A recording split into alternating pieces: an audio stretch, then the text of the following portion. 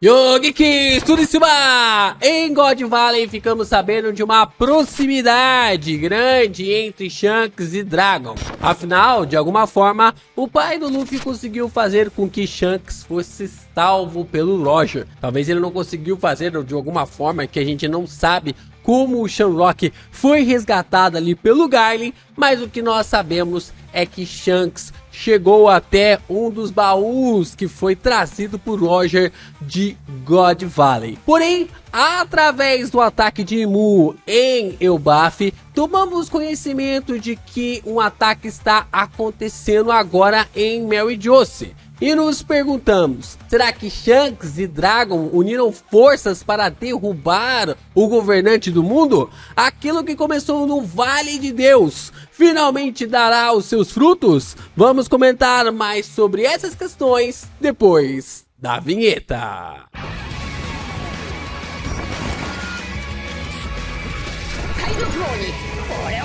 Nós já sabemos há um tempinho que os Heavies estão atacando Meritjoce, deixando os Terubitos até mesmo sem comida, né? Para nossa alegria, eles estão passando fome.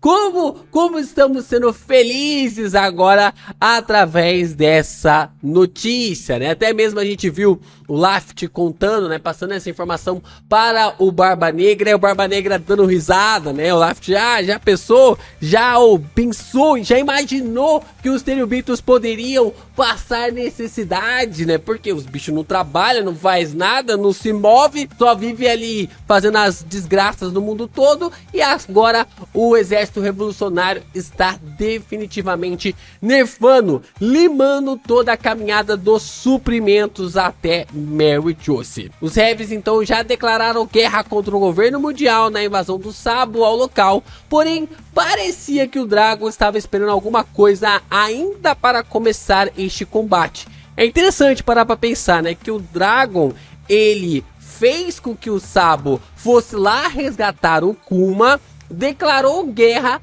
mas a guerra não começou, né? A guerra não havia começado, né? Não havia startado naquele exato momento. O fato é que o Dragon estava mandando uma mensagem clara para o governo mundial de que agora os ataques seriam muito mais precisos e que eles iriam passar mal nas mãos ali do exército revolucionário. A questão é que Mu chegou em Elbaf agora dizendo que a demora dos Cavaleiros de Deus lá na ilha levou o Meritjoce a uma invasão. E tudo leva a crer que seja Dragon e Shanks que estejam invadindo o paraíso dos desgraçados, que estejam realmente criando todo esse caos, porque todo um paralelo, todo um complô entre os personagens parece se encaixar a partir de agora das situações e das revelações de God Valley. Tudo se encaixa também nesse vídeo quando você deixa seu like, se inscreve aqui no canal e também compartilha os nossos conteúdos por aí. É muito importante você continuar reagindo, comentando, divulgando ainda mais os nossos vídeos aqui na plataforma para que o YouTube divulgue ainda mais os nossos conteúdos de One Piece. A gente sempre tá trazendo, comentando, fomentando ainda mais essa obra maravilhosa. E é claro, você também pode se tornar membro aqui do canal, mandar o seu valeu e mandar o seu hypar para continuar ajudando o canal do Geek Brasil. Mas é claro, né, meus amigos, antes de a gente fomentar essa ideia de que o Shanks e o Dragon estão invadindo Meritjoce, nós precisamos falar da opção mais óbvia. Muita gente acredita que quem está invadindo Meritjoce agora seja o Barba Negra. Então, tipo assim, essa é a opção mais óbvia de que seja realmente o Barba Negra. E faz todo sentido ser ele. A forma realmente como Oda tem trabalhado nas visões, nas perspectivas relacionadas ali, até mesmo nas temáticas relacionadas a God Valley também. Porém, por mais que essa seja uma opção óbvia, eu acredito que não seja ele quem está invadindo a Terra dos Dragões Celestiais. Barba Negra tem como objetivo se tornar aliado do governo mundial e por isso tem o Garp em suas mãos. Lembrando, todo o plano do Barba Negra é transformar Hashinosu em um território, em uma ilha reconhecida pelo governo mundial como uma nação, como uma das nações aliadas do governo mundial, para fazer parte ali do Reverie, para fazer parte ali de toda essa apresentação relacionado ao Reverie. O fato é que nós temos aqui dessa base para o Barba Negra de que ele estava apostando que sequestrando o Kobe poderia fazer com que o governo mundial tornasse Hashinosu como um país afiliado ali ao governo. Mas o Kobe, ele pertence a Sword, logo ele não é um marinheiro mais. A questão é que teve uma troca. O Garp acabou trocando a sua vida pela vida do Kobe e desta maneira ele agora tem uma cartada, porque o Garp é o herói da marinha. O governo mundial não pode simplesmente deixar o Garp a ver navios, não pode deixar o Garp a ver navios. Então o Tite realmente tem uma cartada em suas mãos. Eu sei que o Barba Negra se aliando ao governo mundial parece loucura, visto que nós estamos vendo o seu flashback agora, né, de toda a situação, os Teriubitos ali criando todo o caos, dizimando toda a sua família, provavelmente levando à morte da sua mãe. A gente não sabe se aquela garota que está ali com o Barba Negra, né, que está com o Tite, é realmente ali a mãe dele, ou se é a Ovia mais nova, né, que talvez seja somente alguém que está cuidando do personagem e aquela nem seja a mãe do Tite, né, talvez seja outra pessoa. Mas o fato é que o Tite joga os seus próprios jogos, né, o Barba Negra joga os seus próprios jogos e, como eu tô cansado de falar, ele é um cara paciente, e um cara paciente é imbatível. O Tite, ele já foi até mesmo um Shichibukai, o cara já foi aliado do governo mundial. Então, no plano dele, se tiver algo para se aliar ao governo mundial e ele vai se beneficiar com isso, ele vai se aliar para atingir o status e atingir ali o ponto para que ele se torne o governante, o rei do mundo. Mas a gente vai falar sobre o Tite mais um pouquinho, daqui a pouco a gente volta nesse ponto aqui pra gente debater mais sobre o que vai acontecer com o personagem. Descartando a possibilidade do Tite ser quem está atacando o Mary Josie, agora resta o Shanks e o Dragon, restam os dois personagens. Como nós vimos, o Dragon parecia que estava esperando algo para começar a guerra contra Mary Josie. Mas quando o Kuma estava saindo de Kamabaka para ir para Egghead, o Dragon falou que os preparativos para a guerra tinham terminado, né? Que os preparativos haviam acabado e eles estavam prestes a atacar o governo mundial, começar os ataques contra o governo mundial. A pergunta que fica é: o que aconteceu neste período que os preparativos foram finalizados? Por que o Dragon não atacou antes? Por que neste momento? Por que também eles não atacaram Mary Josie assim que foram resgatar o Kuma?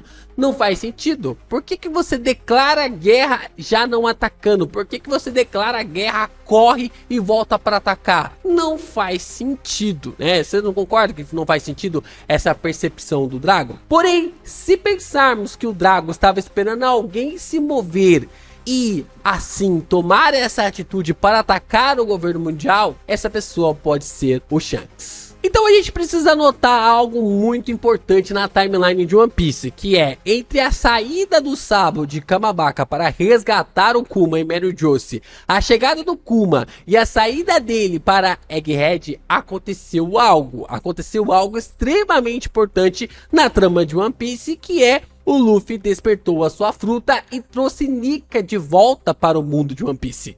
Coincidentemente, o Shanks apareceu no final de um ano dizendo que eles vão partir agora para roubar o One Piece, para tomar ali o One Piece. Interessante, né? O Shanks aparece no final de um ano, olha para o cartaz ali do Luffy transformado, ri e acaba dizendo que eles vão tomar o One Piece, que definitivamente vão começar a sua jornada para encontrar o One Piece. O Shanks se move em busca do One Piece e o Dragon decide começar a guerra contra os Tenryubitos. Interessante isso, né? As coisas vão se encaixando, as partes realmente vão se complementando e tudo meio que vai fazendo sentido de que os dois personagens estão trabalhando juntos. Pode ser loucura demais pensar nisso, mas Shanks e Dragon estavam esperando a fruta do Luffy despertar para que pudessem atacar Mary Joce. Não necessariamente junto do Luffy, mas parece ser algo quase como um ponto cronometrado para que eles tomassem a iniciativa e atacassem o território de Deus. Fora a grande coincidência do Dragon ter salvado o Shanks e o Shanks ter salvado o Luffy. Então, pelo destino, os dois personagens estão conectados, né? Tanto o Shanks quanto também o Dragon estão conectados aí dessa figura. Sem contar da possibilidade do Shanks também ser um D, né? Dele ser descendente também de David Jones ou do clã Dave, para definitivamente marcar o personagem com essa ambiguidade. Nós ainda não sabemos se eles estão mesmo juntos, né? Se o Dragon e o Shanks estão juntos, mas é engraçado essa coincidência de ambos se moverem ao mesmo tempo, né? Se a gente observa que às vezes o One Piece, ele é tão grande, ele é tão propagativo ali entre os capítulos, que a gente esquece um pouco sobre os fatos da timeline, de que o Dragon decide agir bem no momento em que o Shanks decide agir também. Então definitivamente os dois vão se encontrar. Os dois vão definitivamente se encontrar e combater, quem sabe, lá em Mary Joce. E que talvez seja eles que estão atacando ali a terra de Imu. Nisso teríamos Dragon versus Garlin, Revis e o bando do Ruivo versus os demais Gorosei e Shanks versus Shamrock, né? Eu acho que uma boa definição, um bom compartilhamento de batalhas e um fato realmente assim pra gente ficar marcante ali em cada ponto, né? Pra gente ficar empolgado com cada um desses confrontos. Só que, meus amigos, é aí então, eu falei pra vocês, não esquecerem dele. Vocês esqueceram dele? Melhor não esquecerem dele. Nós estamos falando do grupo de quem? Do grupo do Barba Negra. Eu falei pra vocês que o Barba Negra pode entrar em ação no meio desse combate. Reparem que o bando do Barba Negra é inimigo do bando do Ruivo e também dos revolucionários. Os dois já foram atacados, né, pelo grupo ali do Barba Negra. O Shanks com a marca em seu rosto e o exército ali dos revolucionários tiveram que trocar a base porque o Tite de uma hora para outra decidiu os atacar, né? A gente não sabe qual é a justificativa,